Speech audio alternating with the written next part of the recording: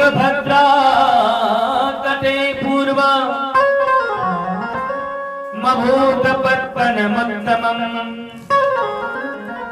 यत्र वर्णाश्वधर्मेण सत्य सत्कर्म तत्पराः। सनत कुमार चारों निर्मल ऋषि नारद जी को बता रहे हैं कि हे नारद जी, तुंगभद्रा नदी के किनारे एक गांव था और उस गांव में आत्मदेव नामक एक ब्राह्मण रहते थे। आत्मदेव, उनकी पत्नी का नाम धुंधली। अब देखिए भैया, जरा सा नाम पर विचार कर रहे हैं हम सभी। कहते हैं ना, नाम में क्या रखा हुआ है? नाम में बहुत रखा हुआ है। आप अपने बच्चे का नाम राम रखना चाहेंगे कि रावण? बताइए। अभी यदि कोई कहे कि हाँ भैया नया लड़का हुआ है, आप अपने बच्चे का नाम रावण रख दीजिए, तो रखेंगे? क्या रखेंगे? नहीं ना, राम रखेंगे। क्यों भाई? राम नाम में क्या रखा हुआ है? बोले नाम में रखा हुआ है, नाम से पता चलता है कि आप किस चरित्र के मालिक हैं। तो पहले देखिए, आत्मदेव, कितना सुंदर नाम है ये ब्राह्मण का। आत्मदेव का अर्थ यही होता है कि जो अपने आत्मा में परमात्मा का दर्शन करता हो, जिससे आत्मज्ञान हो चुका हो, जो अपने आत्मा में देवत्व का दर्शन करता हो, उसी का नाम है आत्मदेव। अब जरा इधर देख लें उनकी पत्नी का नाम था धुंधली। अब धुंध कहते हैं अंधकार को, तो धुंध अंधकार के मालिक, जो अंधकार का मालिक है उसी को तो कहते हैं धुंधली। तो भैया खतरा कहां होता है? जरा आप सभी ध्यान से सुनेंगे। यदि खूब प्रकाश हो, उजाला हो, वहां एक सर्प आ जाए तो क्या दिखाई पड़ जाएगा कि हाँ भैया ये सर्प है, तो कोई खतरा नहीं है।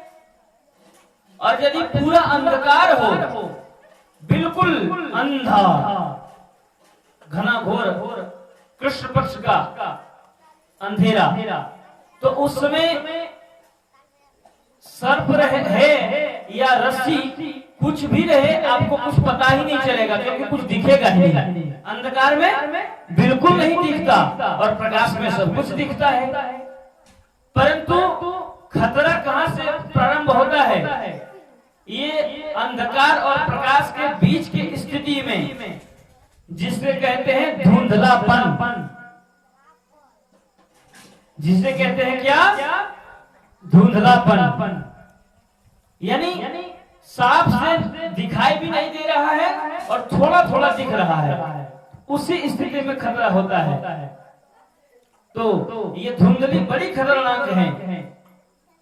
पंडित जी महाराज तो बड़े सत्कर्मी हैं, वेद पाठी हैं, शास्त्रों के सार को समझने वाले हैं, कर्मकांडी ब्राह्मण हैं, लेकिन इनकी पत्नी बड़ी मलिन स्वभाव की, दरिद्र स्वभाव की और झगड़ालू औरत थी। अब हुआ क्या? आत्मदेव जी बड़े प्रसन्न रहते थे, नित्य भगवान की पूजा पाठ किया करते थे। लेकिन धुंधली का क्या काम था? वो सबसे पहले सुबह जब उठती थी तो पहले भरपेट भोजन करती थी। माता जी आप सब भी ध्यान देंगे, सबसे पहले उठ करके भरपेट वो भोजन करती थी, उसके बाद अन्य कार्य, और दिन रात किसी न किसी से कलह करते रहती थी, यानी झगड़ा करते रहती थी, झगड़ालू औरत थी। आत्मदेव जी बड़े अपने पत्नी से दुखी रहते थे, परंतु कहते नहीं थे कि क्या कहें, क्या उपाय। अब तो जीवन इन्हीं के साथ बिताना है, बेकार में क्यों इनको समझाएं। तो बेचारे किसी तरह एडजस्ट करके रहते थे। लेकिन हुआ क्या, इनका चौथापन आ गया, लेकिन इनको एक भी संतान नहीं है, एक भी संतान नहीं। और तो और इनके घर में जो गौ माता है वो भी बछड़ा नहीं देती है। यदि बछड़ा सहित गौ को भी ले आते हैं अपने घर तो इनके दुर्भाग्यवश वो बछड़ा मर जाता है। और इनके घर में तुलसी का बिरवा जो होता है वो सूख जाता है, फलता फूलता नहीं। तो आत्मदेव जी बड़े दुखी रहने लगे। उन्होंने सोचा कि बताओ मेरे चौथेपन का समय आ गया है, परंतु अभी तक मुझे एक भी पुत्र नहीं हुआ, संतान नहीं हुआ, मेरा जीवन व्यर्थ है, मैं क्यों जी रहा हूं।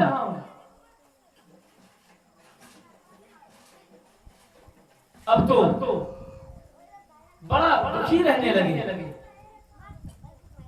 एक दिन इतने दुखी हो गए आत्मदेव जी कि उन्होंने विचार कर लिया मन में कि आज भगवान से चाहे तो अपने भाग्य को सुधरवा दूंगा, उनसे वर प्राप्त करके आऊंगा कि मुझे पुत्र चाहिए, और नहीं तो अपने प्राण को त्याग दूंगा। अब ये कह करके, ये मन से कह करके आत्मदेव जी वन को चले जाते हैं। रोते रोते रोते रोते आत्मदेव जी वन को चले जा रहे हैं। अब जाते जाते घोर जंगल में पहुंच जाते हैं आत्मदेव जी, और एक जगह बैठ करके रोने लगते हैं, उच्च स्वर से रोने लगते हैं। हे ठाकुर जी, मुझे आपने एक भी संतान नहीं दिया, मेरा जीवन सूना सूना है, कोई रस नहीं है मेरे जीवन में। ये कह करके पूरे जोर जोर से रो रहे हैं आत्मदेव जी। तभी क्या हुआ, एक संत बगल से गुजर रहे थे। उन्होंने देखा कि एक पुरुष बड़े विप्र क्रंदन कर रहा है, रो रहा है।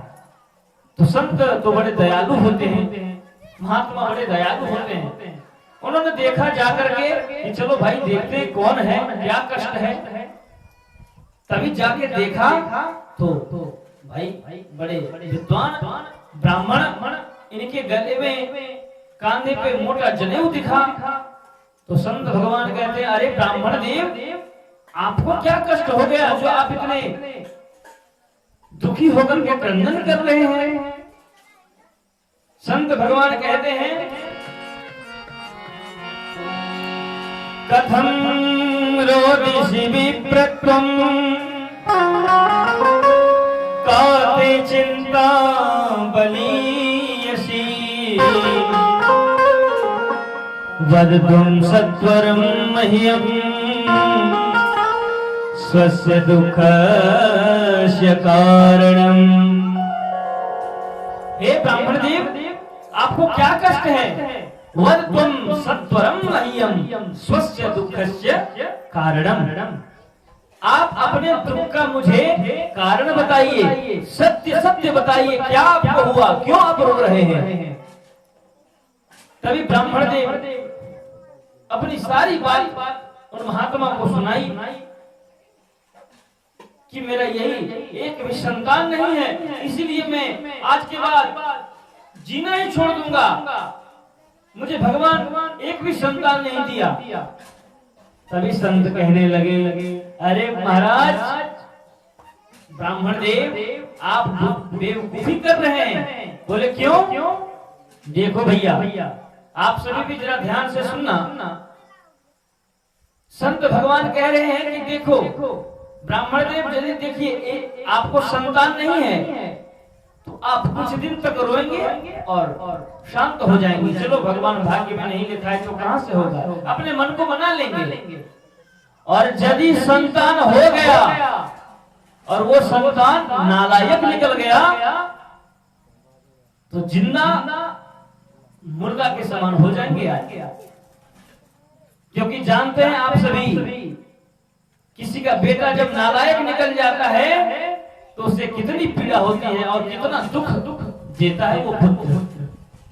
संत भगवान कहते हैं, हे ब्राह्मण देव, इस पुत्र मोह के चक्कर से हटिए और अपने गोविंद को ही अपना पुत्र मान लीजिए। भगवान को कहते हैं,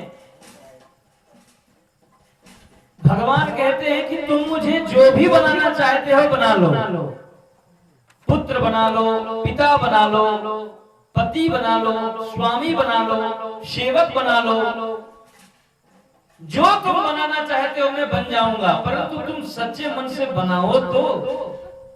भगवान कहते हैं कि मेरे साथ कोई भी रिश्ता तुम बनाओ और रिश्ता बढ़ने से ही प्रेम बनता है। ये सारी उपदेश संत भगवान उस ब्राह्मण देव को दिए, परंतु ब्राह्मण देव के ऊपर इन उपदेशों का कोई प्रभाव नहीं पड़ा। अब संत भी देखते हैं भैया ये तो बड़ा माया दूषित है। कहा देखो ब्राह्मण देव, आपको पुत्र की प्राप्ति इस जन्म में नहीं होगी, गोविंद को अपना पुत्र मानिए। अब तो ब्राह्मण देव और जोर से रोने लगे और संत भगवान के चरणों में गिर गए और उन संत के चरणों को कस के पकड़ करके और जोर से रोने लगे, सर पटक पटक के रोने लगे। अब तो संत कहते, अरे भैया मेरे पैर को छोड़ो, ये क्या कर रहे हो? कहते देखिए हे महात्मा जी, मैं तो वैसे भी मरने वाला था, परंतु आप आकर के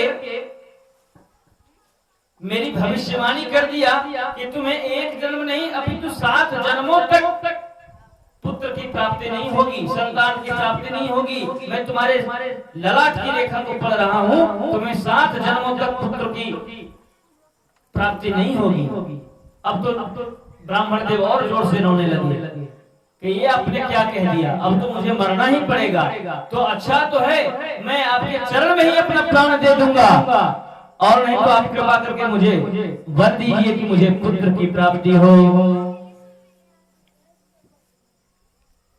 अब तो संत भगवान पड़ गए चक्कर में। संत भगवान कहते ये कहां फंस गया करके, मैं तो सीधा अपना जा रहा था, प्रभु का भजन कर रहा था, ये बेकार में आकर फंस गया।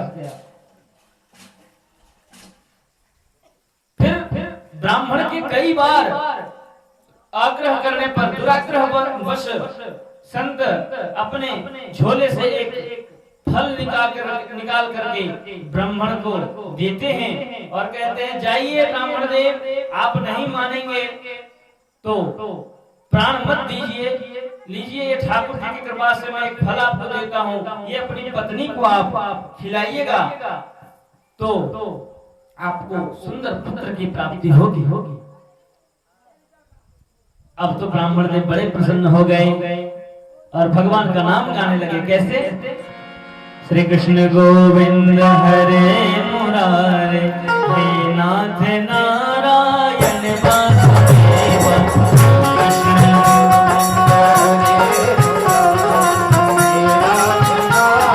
आप सभी दिखाइए, हे नाथ नारायण वासुदेवा,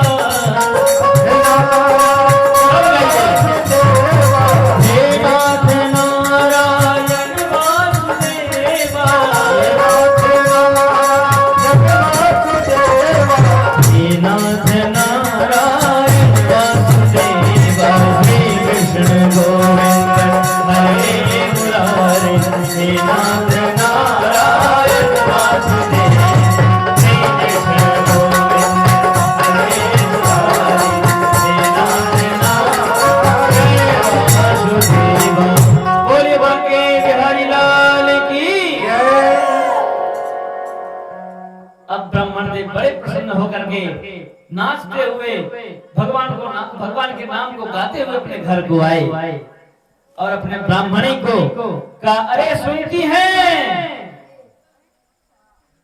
पहले 5 बार जब बुलाया तब 10 से आवाज आई, अरे क्या हुआ, आते हैं? अरे आओ आओ भाग्यवान, देखो मैंने क्या लाया है। संत भगवान की कृपा हो गई हमारे ऊपर। बोले क्या हो गया?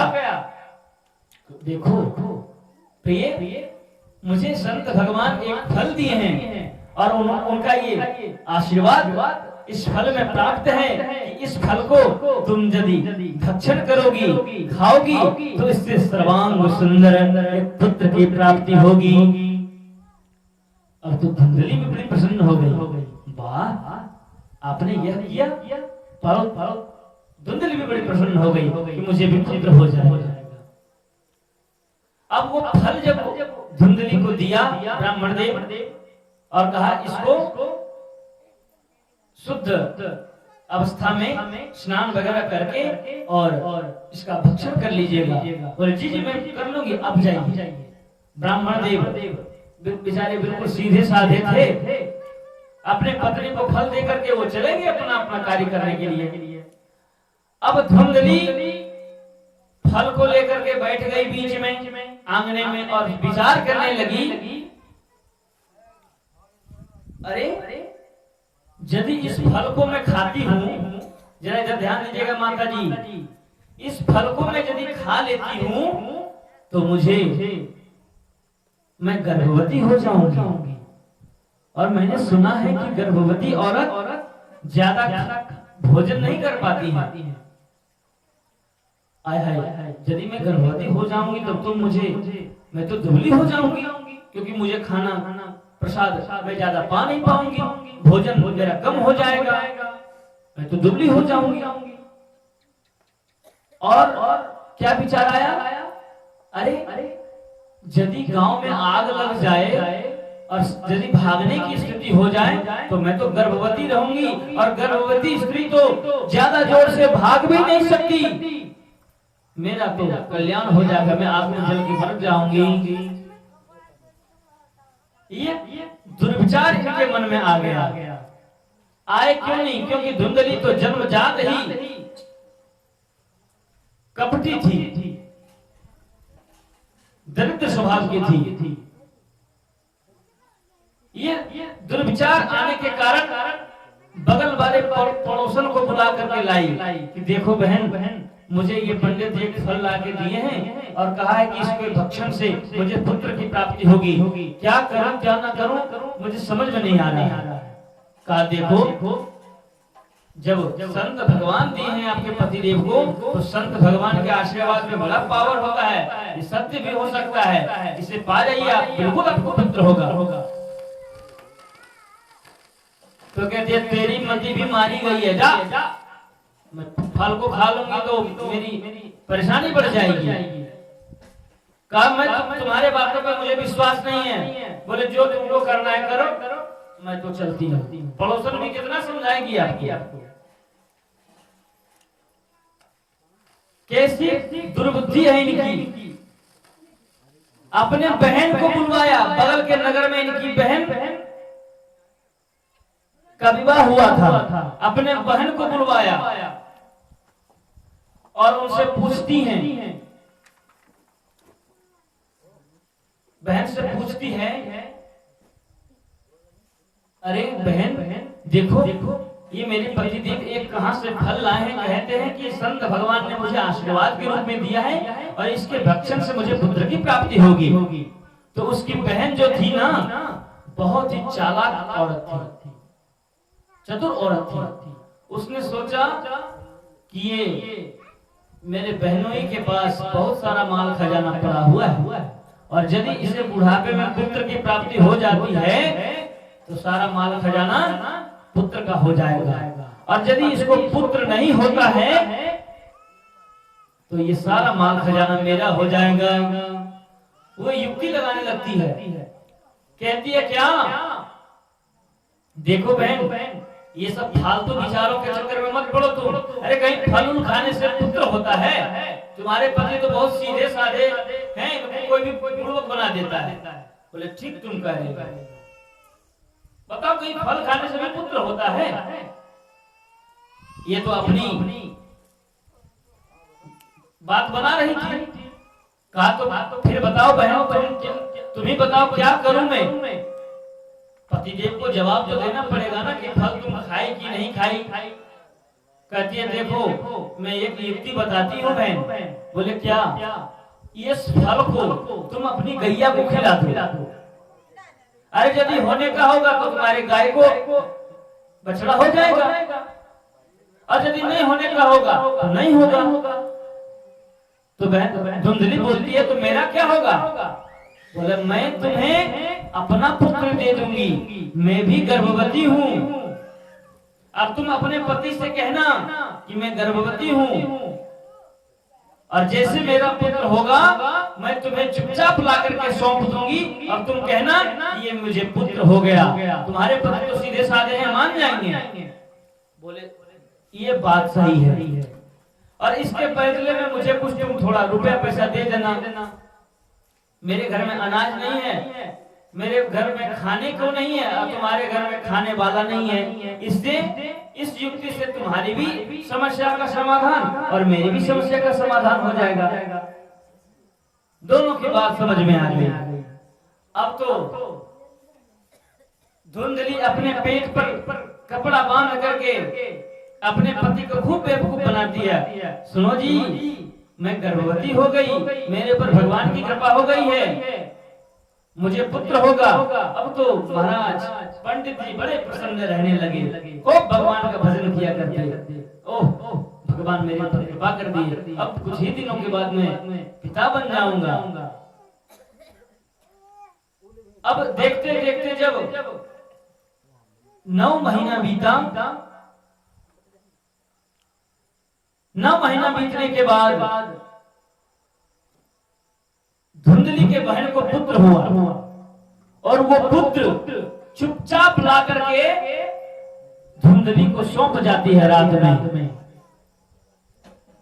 और सुबह जैसे ही हुआ धुंधली हल्ला करने लगती है, जोर जोर से शोर करने लगती है, देखो मुझे पुत्र हुआ है, मुझे पुत्र हुआ है, मुझे पुत्र की प्राप्ति हुई है, मेरे पर भगवान की कृपा हो गई है। बगल में पंडित जी बगल के कमरे में सो रहे थे, उन्होंने झट आकर के देखा, अरे अरे ये तो सही भगवान की कृपा हो गई। बोलो भक्त वत्सल भगवान की जय, मां के बिहारी लाल की जय। अब तो पंडित जी की खुशी का ठिकाना नहीं रहा। पंडित जी का वो तो नाचने लगे, गाने लगे, पूरे गांव में मिठाई बंटवाया उन्होंने। अरे भैया क्या पंडित जी इतना खुश है, क्या बात है? अरे मुझे लाला हो गया भाई, मैं पिता बन गया, लो मिठाई खाओ। अब बताओ ऐसी भी पत्नी होती है जो अपने पति को बेवकूफ बनाती है। पहले की औरत कैसी होती थी, पहले की माताएं कैसी होती थी? उनका एक भाव था, उनका एक भाव था क्या? कहती थी अरे घर ही के मंदिर बनैबे, अपने इस घर को ही मंदिर बना देंगे, हम तीर्थ करने के लिए नहीं जाएंगे, क्योंकि अपने घर को ही हम मंदिर जैसा सजा के रखेंगे। और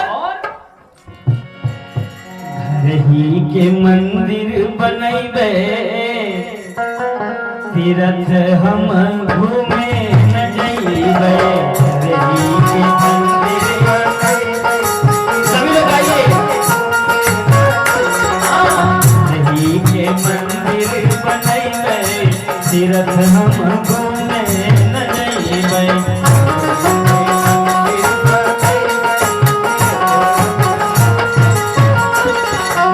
रही के मंदिर बनैबे,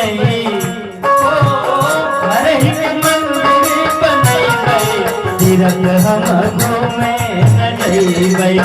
रही के मंदिर बनैबे, तीर्थ हम घूमे न जइबे। रही के मंदिर बनैबे, तीर्थ हम घूमे न जइबे। रही के मंदिर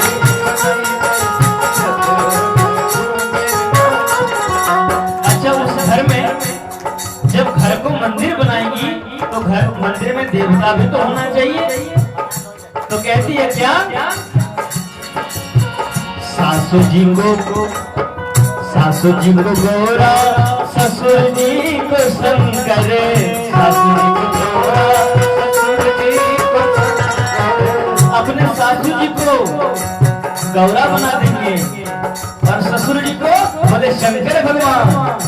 हाँ, सासू जी के गौरा, ससुर जी के शंकर, सासू जी के गौरा, ससुर जी के शंकर। पति जी के विष्णु बनैबे, पति के विष्णु बनैबे, तीरथ हम घूमे न जइबे, रही के मंदिर बनैबे, तीरथ हम घूमे, रही के मंदिर बनैबे, तीरथ हम घूमे न जइबे।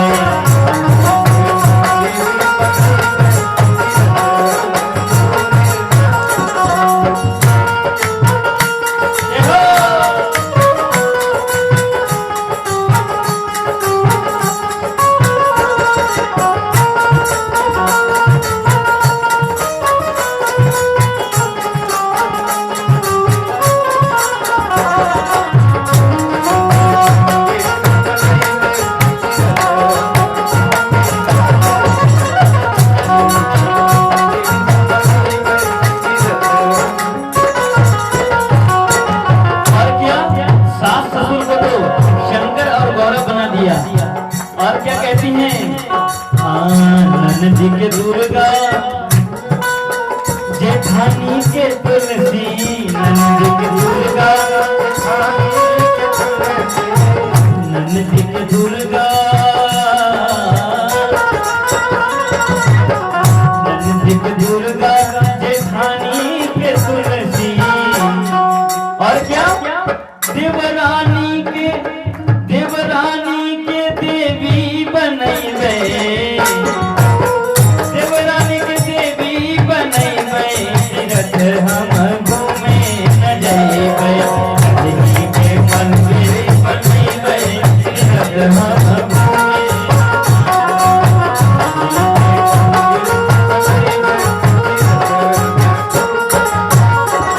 और क्या, भगवान की पूजा करते हैं हम सभी, भगवान को भोग लगाते हैं कि नहीं?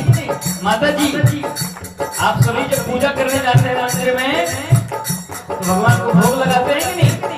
लगाते हैं। तो यहाँ क्या कहती हैं? कहती हैं, मीठी मीठी बोलिया के व्यंजन बना के,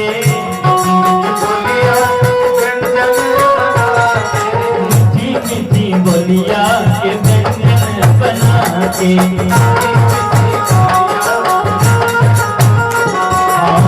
मीठी मीठी बोलिया के, मीठी मीठी बोलिया के व्यंजन बना के, ज्ञान के दीपक जलैबे, ज्ञान के दीपक जलैबे, तीरथ हम घूमे न जइबे, रही के मंदिर बनैबे, तीरथ हम घूमे न जइबे,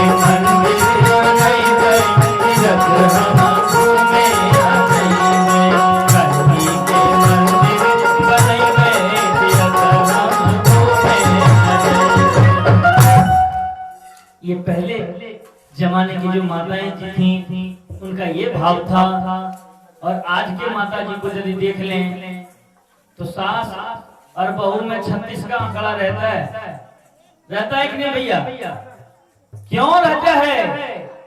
क्योंकि हम सभी पहले शादी करते थे, अब सौदा कर रहे हैं।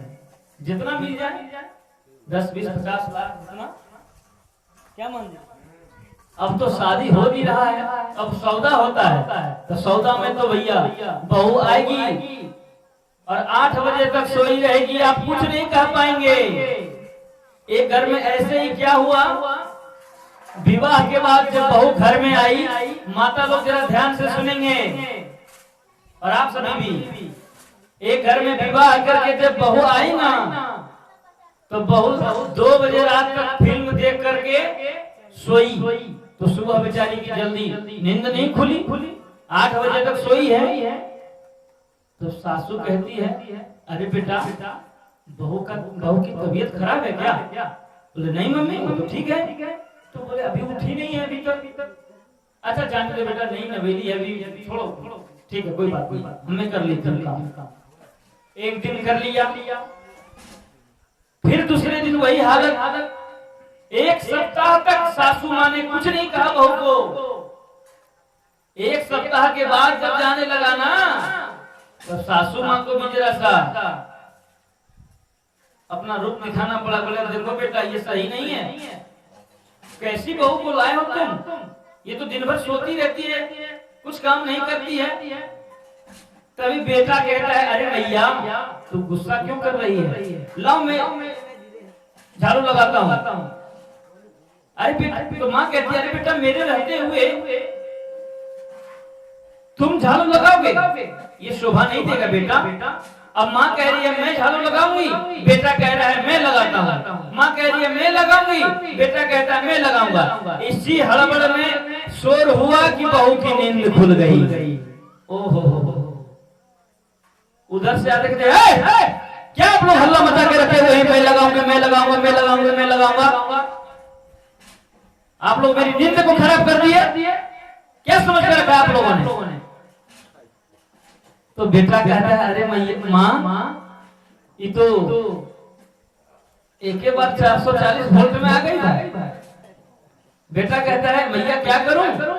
कहते देखिए मैं आपके यहाँ नौकर बन के नहीं आई हूँ, नौकरानी। मैं 50 लाख रुपए देकर के मुझे मेरे पिताजी आपको खरीदे हैं, मैं कोई काम नहीं करूंगी।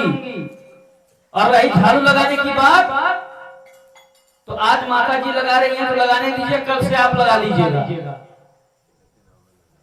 बताओ ये स्थिति है। कहीं आज माता जी लगा रही हैं तो झगड़ा मत करिए, बड़ा झाड़ू लगाने का शौक है तो आज भर माता जी को लगाने दीजिए, कल से आप लगाइएगा, लेकिन हल्ला मत करिए, मेरी नींद को खराब मत करिए। तो ये आज के बहू के हालत है। लेकिन पहले की माता जी कितना सुंदर भाव था उनका। ऐसे बहू ऐसे सास बहुत भाग्यवान को मिलते हैं, ऐसी पत्नी ऐसा परिवार।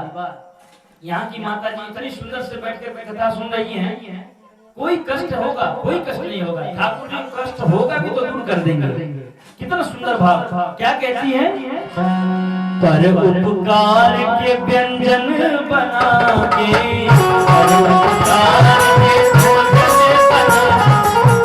पर उपकार के भोजन बना के,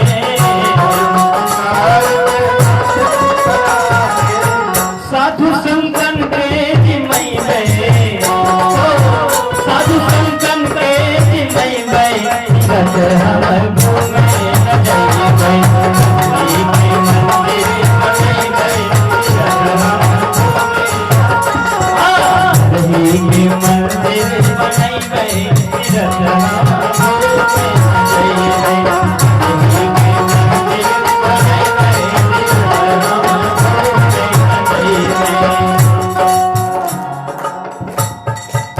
बोलिए बांके बिहारी लाल की जय। आइए पूरा प्रसंग पे चलते हैं। धुंधली कहती है कि पंडित जी महाराज, अरे आप पिताजी बन गए, मैं माताजी बन गई। पंडित जी तो पहले से खुशी में थे और खुशी मनाते हैं, खूब नाचते हैं, खूब मिठाई लुटा रहे हैं, खूब सोना आभूषण लुटा रहे हैं, बड़े खुश हैं पंडित जी। लेकिन हुआ क्या? 3 महीने के बाद उनके घर में जो गैया थी ना, उस गैया को भी सुंदर पुत्र हुआ। और तो और क्या? त्रिमा से निर्गते चाथा साधेनो सुसुवेन भगम सर्वांग सुंदरम दीपम निर्मलम कनक प्रभम। त्रिमास से जाता, यानी 3 महीने के बाद उनके घर जो गैया थी ना, उनको भी एक सुंदर पुत्र हुआ। कैसा पुत्र? गैया के शरीर से मनुष्य का बच्चा पैदा लिया, और उस बच्चे का कान केवल गौ के जैसा है, और उसके बाद पूरा शरीर मनुष्य के जैसा है। अब तो पूरे गांव वाले आकर के देखने लगे, भीड़ लग गई ब्राह्मण देव के घर में। अरे भैया देखो देखो देखो, क्या हो गया क्या हो गया? अरे भगवान जब भी देते हैं तो छप्पर फाड़ के देते हैं। बताओ कैसी अद्भुत विचित्र कृपा हुई है भगवान की, अद्भुत कृपा हुई है इन महान ब्राह्मण देव के ऊपर। बताओ, पहले इनको ये पुत्र नहीं था, अब होने लगा तो गैया को भी मनुष्य का पुत्र हुआ है। वाह, जय हो बिहारी जी की। बड़े प्रसन्न हो गए। अब तो आत्मदेव जी का खुशी का ठिकाना नहीं रहा। बताओ क्या बात है, भगवान की बड़ी कृपा हुई है। तो उन्होंने उस बच्चे को हाथ में लिया और उसका नामकरण करने लगे। तो कहते हैं इसका नाम क्या रखा जाए? तो आत्मदेव जी कहते हैं इसका कर्ण कान गौ के जैसा है, इसलिए इसका नाम आज से गौकर्ण होगा। बोलिए गौकर्ण जी महाराज की जय। तभी कहते हैं पंडित जी महाराज, अरे ओ देवी। बोले हाँ कहिए। अपने लाला को भी ले आओ, उसका भी नामकरण कर देते हैं। बोले देखो जी, 9 महीना पेट में हम रखे हैं बच्चे को, कष्ट हमने सहा है, और नाम आप रखेंगे? नहीं, ये मेरा पुत्र है, इसका नाम भी मैं रखूंगी। तो पंडित जी कहते हैं अच्छा चलो भाई, कोई दिक्कत नहीं है, तुम ही नाम रख लो, क्या रखना है रख लो। बोले देखिए मेरा नाम धुंधली है, तो मेरे पुत्र का नाम क्या होगा? आप सभी को पता है? बोलिए। किसी को पता नहीं है? याद नहीं रखते, मनन करिए। धुंधली के पुत्र का नाम था धुंधकारी। अब याद आ गई होगी। कहती है धुंधली के सर्वस्व को चलाने वाला धुंधकारी, मेरे पुत्र का नाम धुंधकारी होगा। नाम ही कितना विचित्र लगता है, धुंधकारी, बड़ा खतरनाक नाम। अब पंडित जी महाराज कहते हैं चलो देवी जैसी तुम्हारी इच्छा, चलो ठीक है कोई बात नहीं। अब हुआ क्या कि काले तो जातो तरुणो तनया दुभो गोकर्ण पंडितो ज्ञानी धुंधकारी महाखलः। कियत् कालेन तो जातो तरुणो तनया दुभो गोकर्ण पंडितो ज्ञानी धुंधकारी महाखलः। यानी धुंधकारी महा ही अत्याचारी व्यभिचारी दुष्ट प्रकृति का बालक हुआ, और गोकर्ण बड़े होकर के विद्वान बने। गोकर्ण जी अपने पिता के साथ रोज संध्या बंदन करते हैं, नदी में स्नान करने जाते हैं। और इधर धुंधकारी क्या करता है? रास्ते में जब चलता है, किसी का छोटा बच्चा यदि दिख गया तो उसके पैर को पकड़ के कुआं में डाल देता है। अब बताइए महाराज, जिसके पुत्र को उठा करके कोई कुआं में डाल दे तो माता जी उसको छोड़ेंगे? ये प्यारी प्यारी मीठी मीठी गालियां जो सुनाएंगे, फिर क्या कहना है। अब उसको हर तरफ से गाली पड़ने लगे धुंधकारी को, कहीं से भी पिट के आ जाता है, उसकी कोई इज्जत नहीं समाज में, बड़ा बेचारी हो गया। क्योंकि वो किसका पुत्र था? धुंधकारी शराबी का पुत्र था, धुंधली के बहन का पुत्र था ना, इसीलिए वो बेचारी हो गया, पंडित जी का पुत्र नहीं था वो। अब तो समस्या ये हो गया महाराज, स्थिति ऐसी हो गई कि देखते देखते धुंधकारी इतना अत्याचारी हो गया, जब युवा अवस्था को प्राप्त किया तब वेश्यागामी हो गया महाराज, वेश्यागामी हो गया, जुआ खेलने लगा, शराब पीने लगा, लड़ाई झगड़ा कलह में प्रवृत्त हो गया, पूजा पाठ से लेना देना कोई उसका धर्म ही नहीं था। अंततोगत्वा हुआ क्या, अपने पिताजी को बहुत ही कष्ट देने लगा। वो कहता पिताजी माल निकालिए,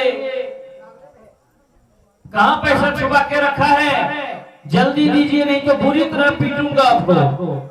अब बताइए, किसी का पुत्र बहुत तपस्या करने के बाद, बहुत अवनय मिलने के बाद यदि पुत्र की प्राप्ति हुई हो और वो पुत्र कहे कि माल निकालो पिताजी नहीं तो मैं आपको पीटूंगा, उस हृदय पर कैसा वज्राघात होगा। आत्मदेव जी आज रोने लगे अपने पुत्र के कर्म को देख करके, खूब रोने लगे पूरा जोड़ से। कहते हैं हे भगवान ये क्या कर दिया, इससे अच्छा तो हम बिना पुत्र के थे, ये पुत्र देकर के मुझे और दुख का संसार दे दिया, मुझे इतना दुष्ट पुत्र क्यों दे दिया प्रभु। लेकिन धुंधकारी बहुत ही अत्याचारी था, वो नित्य प्रति वैश्यगमन करता था। अब उसके पास पैसा नहीं था, घर का सारा माल खजाना वैश्य के चक्कर में उसने लुटा दिया। अब पिताजी को बहुत ही कष्ट हुआ, पिताजी सोचे कि अब जिंदा रहने से कोई फायदा नहीं है, मैं अपने प्राण को त्याग दूंगा। तभी जब घर से निकलने लगे ये विचार करके कि अब मैं जीवन को त्याग ही दूंगा, क्योंकि मेरे पुत्र तो बड़े नालायक निकल गए हैं, ये बड़ा दुख देता है, इससे अच्छा तो मैं निसंतान था। देखो भैया, इस प्रसंग से मुझे हम सभी को यही सीखना चाहिए। ए बच्चा यहाँ हल्ला नहीं करिए, माता जी ओ मैया जरा ध्यान देना। इससे क्या सीखना चाहिए, पहले पुत्र नहीं होता था ब्राह्मण देव को, यदि पुत्र हुआ है नालायक निकल गया तो कितना कष्ट दे रहा है ना। तो भगवान से ये कभी कामना नहीं करना चाहिए कि मुझे 5 पुत्र दो भगवान, मुझे 10 पुत्र दो भगवान। भगवान से ये कहना चाहिए पुत्री हो या पुत्र, भगवान जो भी देना है मेरे लिए जो अच्छा होगा वही कृपा करके मुझे प्रदान करना।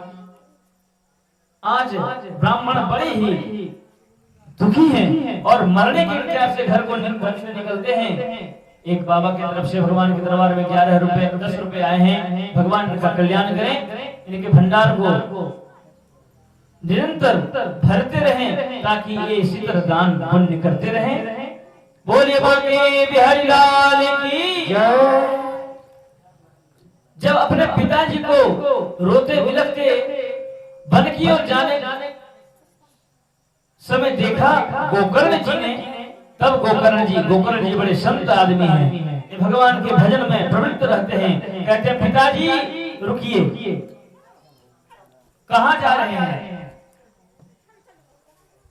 कहते हैं बेटा तुम देख ही रहे हो अपने धुंधकारी की ये दशा, कितना मुझे कष्ट देता है, इतना अत्याचारी हो गया, मुझे अब इस घर में नहीं रहना, मैं नहीं रहूंगा, मैं मरने जा रहा हूँ, मैं नहीं रहूंगा इस घर में।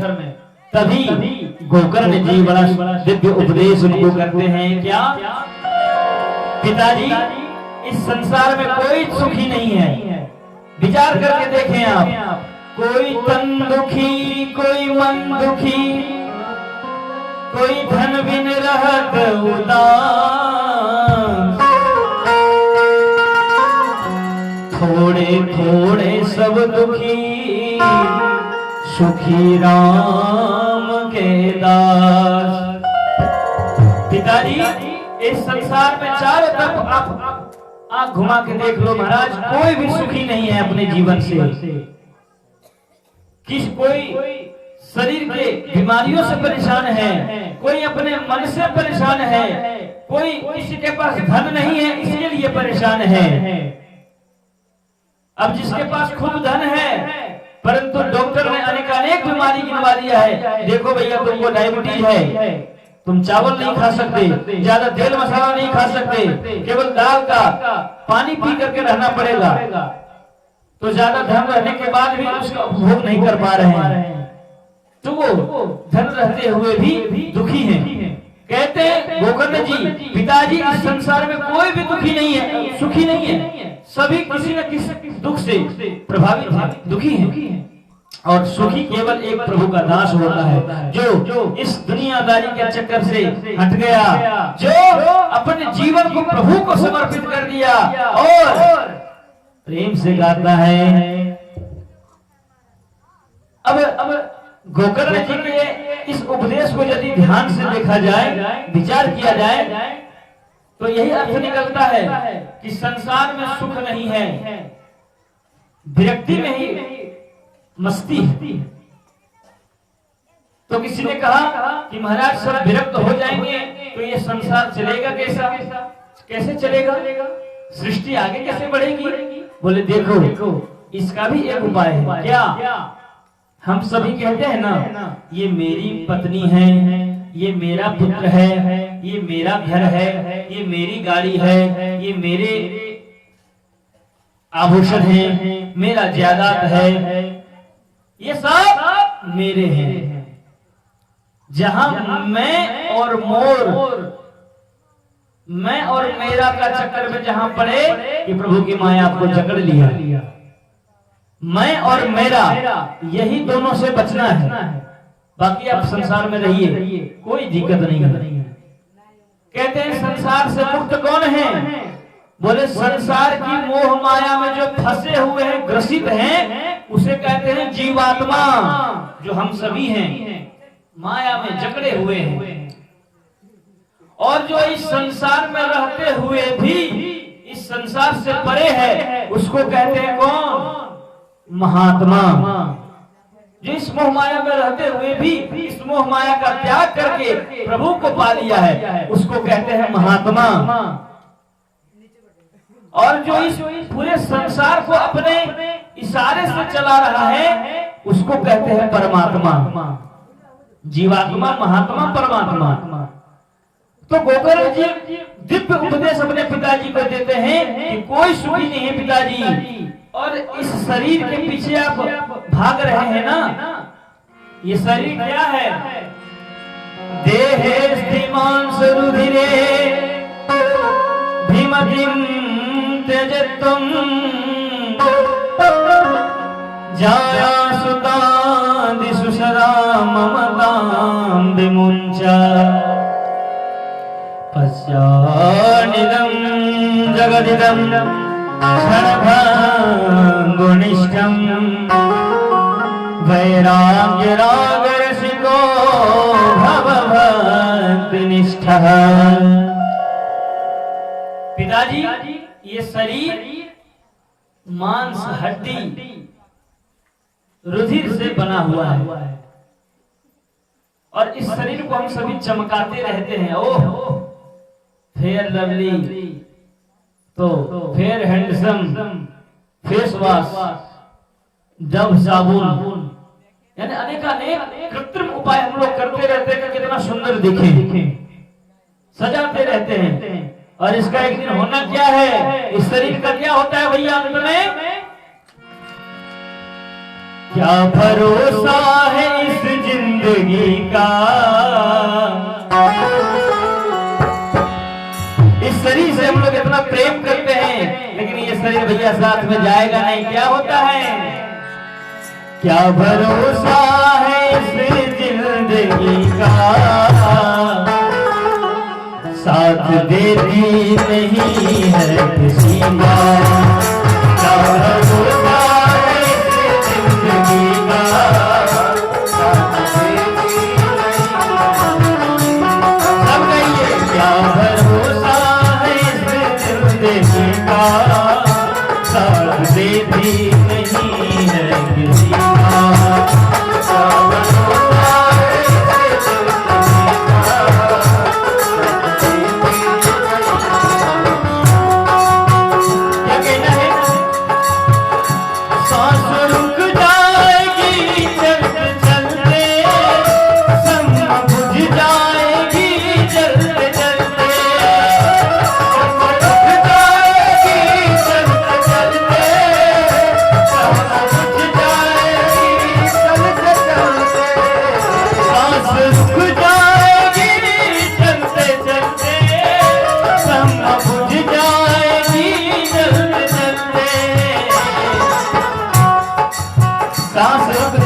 चलते चलते शम्मा बुझ जाएगी जलते जलते। किसी ने कहा है दम निकल जाएगा जिंदगी का, दम निकल जाएगा जिंदगी का, साथ दे दे नहीं है किसी का, दम निकल जाएगा जिंदगी का, साथ दे दे नहीं है किसी का।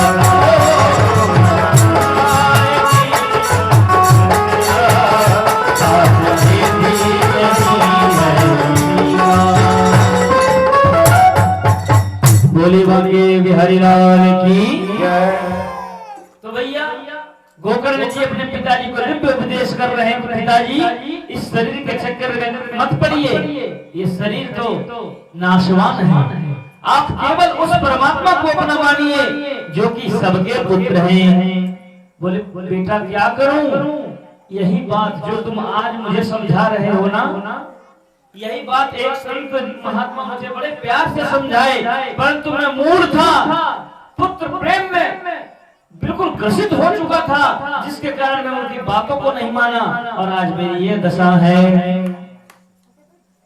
बड़े पश्चाताप करते हैं, कहा बेटा मैं क्या करूं, बोले बस इस संसार से मन को हटा करके पिताजी आप अपना मन भगवान में लगाइए और वन में जाकर के भगवान का भजन करिए। कैसे? आज तक जो आपने कहा है ये पूरी संपत्ति मेरी है, आज से सब अपने संपत्ति को, अपना सब कुछ, अपने आप को भी भगवान को समर्पित कर दीजिए। कैसे? जीवन है तेरे हवाले मुरलिया वाले। अच्छा भैया आप सभी बताइए ये शरीर किनका है? बोलिए। भगवान का है? सही बोले भाई साहब, सही बोल रहे हैं, लेकिन ये शरीर तो किसी का साथ नहीं देता, किसी का नहीं है, लेकिन इस शरीर को कौन बनाए? भगवान। तो इस शरीर को जो इसका मालिक है उसे हम सुपुर्द कर देते हैं, फिर हमारी चिंता समाप्त हो जाएगी। कैसे? जरा मीठी मीठी तालियों के साथ सेवा करेंगे और कहेंगे क्या? जीवन है तेरे हवाले मुरलिया वाले, जीवन है तेरे हवाले मुरलिया वाले, जीवन है तेरे हवाले मुरलिया वाले, जीवन है तेरे हवाले हम कठे पुतली तेरे हाथ की, हम कठे पुतली तेरे हाथ की, हम कठे पुतली, हम कठे पुतली, कठे पुतली, हम कठे पुतली तेरे हाथ की, हम कठे पुतली तेरे हाथ की। तो क्या करना ठाकुर जी, हम आपके द्वारा निर्मित हैं, आपने मुझे बनाया है, तो चाहे तू चाहे तू चाहे तू जैसे नचाले मुरलिया वाले, चाहे तू जैसे नचाले मुरलिया वाले, चाहे तू जैसे नचाले मुरलिया वाले, चाहे तू जैसे नचाले। हम बंसी हैं तेरे अधर की, हम बंसी हैं तेरे अधर की, कृष्णा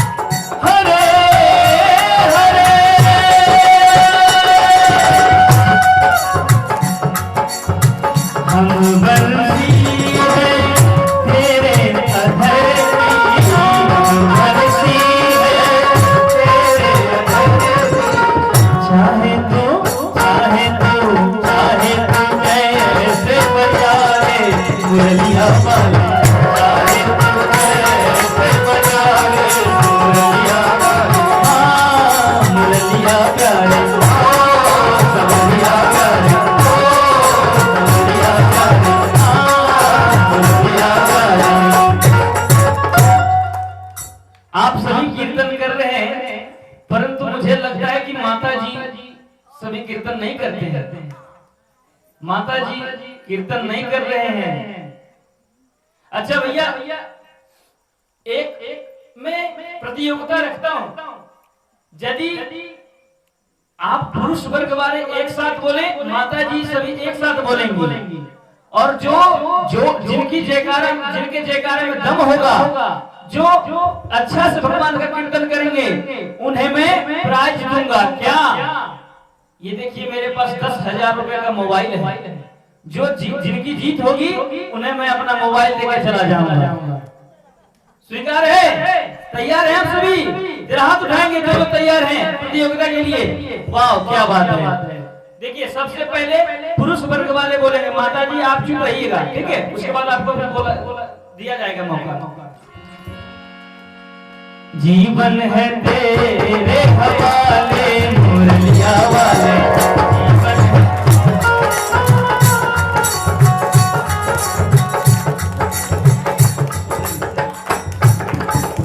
ऐसे पता नहीं चलेगा। अब ये सब कुछ नहीं बजेगा, आप गा के सुनाइए तब मुझे पता चलेगा कौन जीतेगा। भाई ऐसे तो कोई पता ही नहीं चलेगा, फिर लड़ाई हो जाएगी। पंडित जी हम जीत गए, हमको दीजिए। एक बच्चा 10 रुपए भगवान के दरबार में लाया, भगवान इसका कल्याण करें। आप सभी गाइएगा, पहले पुरुष वर्ग के लोग। जीवन है तेरे हवाले मुरलिया वाले,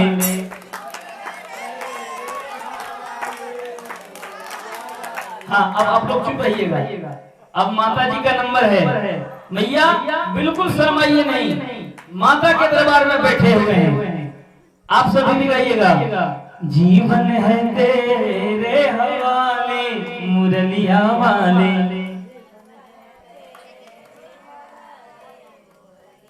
एक बार और। जीवन है तेरे हवाले मुरलिया वाले। बोलिए बांके बिहारी लाल की। सच्चाई बताऊं, एक बच्चे ने भगवान के दरबार में 10 रुपए लाए, भगवान का कल्याण करें। मैं सच्चाई बात बताऊं, मुझे नहीं लग रहा था कि माता जी इतना सुंदर से कीर्तन करती हैं। अभी जब मैं देखा, बड़ा प्यारा, बहुत सुंदर गाती हैं ये लोग, लेकिन नहीं गाती हैं साथ में। मुझे लग रहा था कि माता जी की हार हो जाएगी आज, परंतु माता जी के बगल में ही माता जी का भवन है, ये कैसे हार सकती हैं? भैया, ना आप जीते ना माता जी जीती, दोनों का जो है ना ड्रॉ रह गया, दोनों बराबर हो गया। मोबाइल मेरा बच गया। इसलिए हम सभी साथ में एक बार गा लीजिए, फिर आगे प्रसंग पर चलेंगे। कैसे? जीवन है तेरे हवाले मुरलिया वाले, जीवन है तेरे हवाले, जीवन है तेरे हवाले मुरलिया वाले, जीवन है तेरे हवाले मुरलिया वाले। बोली प्रेम से बांके बिहारी लाल की। अब पिताजी के मन में बात बैठ गई। गोकर्ण जी बहुत सुंदर उपदेश करते हैं अपने पिताजी को, और उनके पिताजी अपने पुत्र के बातों को मान करके वन को चले जाते हैं आत्मदेव जी, और वहां भगवान का खूब सुंदर भजन करके अपने इस पांच भौतिक शरीर का त्याग करके भगवान में लीन हो जाते हैं। बोली भक्त वत्सल भगवान की। अब इधर धुंधकारी की क्या स्थिति रही भैया? धुंधकारी और अपनी गति बढ़ा दी। अब माता जी को परेशान करने लगा। अरे ओ मैया, बोले क्या हुआ बेटा? बोले पिताजी जब गए हैं तो तुम्हें कुछ माल खजाना दे करके गए होंगे ना, वो माल खजाना मुझे दे दो निकाल करके, नहीं तो मैं जलती हुई लकड़ी से तुम्हें मारूंगा। इतना दुष्ट था जो अपनी माता जी को भी धिक्कार रहा है कि जलती हुई लकड़ी से मैं तुम्हें मारूंगा, पीटूंगा। अब माता जी भी बड़ी रोने लगी, क्रंदन करने लगी। हाय रे हाय, मुझे कैसा अभागा पुत्र मिला है। मेरा भाग्य कितना, मैं कितनी दुर्भाग्यशाली हूँ जो कि मुझे इतना अत्याचारी पुत्र मिला है। बहुत रोने लगती हैं। और एक दिन अपने पुत्र के दिए गए दंडों से परेशान करने से एक दिन व्यथित होकर के माता जी रात में भागना चाहती हैं, क्योंकि रात में नहीं दिखाई दिया और कुएं में गिर करके उनका प्राणांत हो गया। राधे राधा कृष्ण जी के चरणों में उनकी गति हो गई, हो भगवान में मिल गए। अब तो धुंधकारी और भयंकर पाप करने लगा। गोकर्ण जी ने समझा कि पिताजी चले गए, माताजी चली गई, अब मेरा ही नंबर है। इसलिए गोकर्ण जी तुरंत बुद्धि का प्रयोग किया और उन्होंने कहा भैया, बोले हाँ बोलो। बोले देखिए मेरे गांव में संतों की एक टोली आई है, सो चारों धाम की परिक्रमा उन लोगों ने संकल्प लिया है करेंगे, मैं भी जाना चाहता हूँ, मैं चला जाऊं। तो धुंधकारी सोचता ये कुछ बाबा बैरागी बना बैठा है, इसके पास तो कुछ है नहीं। हाँ जाओ जाओ तुम चले जाओ। अपने गोकर्ण जी को धुंधकारी कहता तुम चले जाओ घर से बाहर, और गोकर्ण जी पिंड छुड़ा लिए अपना, ये भगवान का भजन करने के लिए निकल गए। अब धुंधकारी क्या करता है भैया, धुंधकारी अपने घर में ही वेश्याओं को बुला कर रख लिया। कहा क्यों मैं तुम्हारे पास जाऊंगा, मेरा घर तो खाली पड़ा रहता है, आप यहीं आकर के रहिए। वेश्याओं ने सोचा कि चलो अभी माल खजाना इसके पास है, इसके घर में जाकर के इसके माल खजाना को लूटेंगे। वेश्या आ गई, एक नहीं, दो नहीं, तीन नहीं, पांच वेश्याओं का गमन करता था ये धुंधकारी पापी, अपने घर में ही लाकर के रखने लगा। अब तो महाराज पूरे गांव वाले उसको थू करने लगे कि यह कितना ब्राह्मण का पुत्र होकर के तुम ऐसे दुराचारी हो गए, तुमको शर्म नहीं आती। कहता तुम अपने घर जाओ, नहीं तो कल जिंदा नहीं बच पाओगे। तो लोग मुंह नहीं लगाते थे उससे कि अत्याचारी कुछ भी कर सकता है, क्यों इसे मुंह लगाते हो भाई, छोड़ो। सभी लोगों ने छोड़ दिया, माइनस मान लिया, चलो हटाओ, ये समाज में बिल्कुल रहने योग्य नहीं है। लेकिन क्या किया जाए। अब एक दिन क्या हुआ, उसके पास जितना धन था सब समाप्त हो गया। अब वो चोरी कर करके पैसा लाने लगा और वेश्याओं को देने लगा। एक दिन उसने राजा के घर में जाकर के चोरी किया। राजा के घर में जाकर के चोरी करता है और ज्यादा माल लाया और अपने वेश्याओं को देने लगा। तो वेश्या ने सोचा अरे ये तो राजकीय वस्त्र है, राजकीय आभूषण है, ये तो राज दरबार का ही वस्तु है, ये किससे लाया। तो बड़े प्यार से पूछने लगती है, अरे धुंधकारी ये तुम कहाँ से लाए हो। बोले तुम्हें धन चाहिए ना, मैं कहीं से लाता हूँ, तुम धन लेकर के आनंद रहो। बोले नहीं, मुझे बताओ जरा। तो कहता है धुंधकारी मैं ये सब चोरी करके लाया हूँ और बहुत धन है वो मैं और मिला के दूंगा, तुम इसी तरह मुझे छोड़ना नहीं। ठीक। अब धुंधकारी को सोने दिया और पांचों वेश्याओं ने विचार किया अपने मन में कि ये पापी तो नित्य प्रति चोरी करेगा और किसी दिन यदि ये चोरी में पकड़ा गया तो हम सभी का भी नाम आ जाएगा और राजा हम सभी को भी मौत की सजा सुना देंगे। इसलिए अब इससे पिंड छुड़ाओ। बोले कैसे। बस धुंधकारी सोया हुआ था, उसको रस्से से बांध दिया और पहले तो खूब पांचों वेश्याओं ने मिलकर के उसको खूब पीटा। पीटने से जब धुंधकारी की मृत्यु नहीं हुई तब जलती हुई अग्नि उसके मुंह में डाल दिया। इस तरह से छटपटा के धुंधकारी मर जाता है, प्राणांत उसका हो जाता है और मरने के बाद भयंकर महापिशाच बनता है, क्योंकि अकाल मृत्यु हुई है ना उसकी। अब पिशाच बन गया।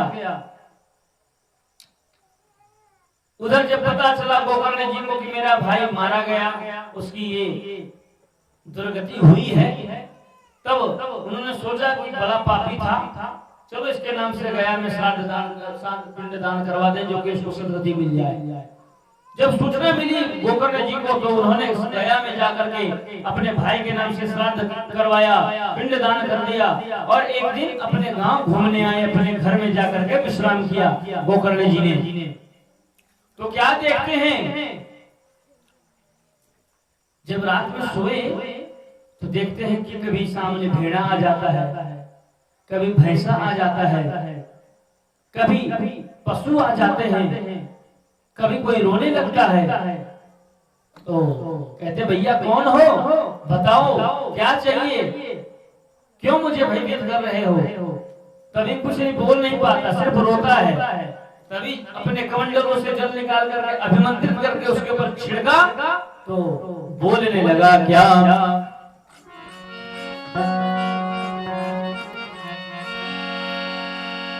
अहम भ्राता त्वदीयोऽस्मि,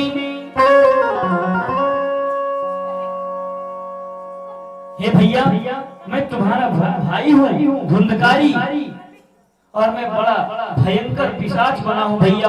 मैं बहुत पीड़ा पा रहा हूँ, बहुत दुख होता है मुझे यहाँ। मेरा कल्याण कैसे होगा, मेरी मुक्ति कैसे होगी, कोई उपाय बताओ। तो गोकर्ण जी कहते अरे तुम प्रेत कैसे बने हो, तुम्हारे नाम से तो मैंने गया में श्राद्ध करवाया, तुम्हें मुक्ति नहीं मिली। बोले नहीं, तुम गया में एक बार क्या 1000 बार जाकर के पिंडदान करोगे फिर भी मुझे मुक्ति नहीं मिलेगी। बोले कैसे, बोले मैं भयंकर पिशाच हूं, मुझे श्राद्ध से मुक्ति नहीं मिलेगी, कुछ और उपाय खोजिए भैया, मैं आपका भाई हूं, मुझे बहुत पीड़ा होती है।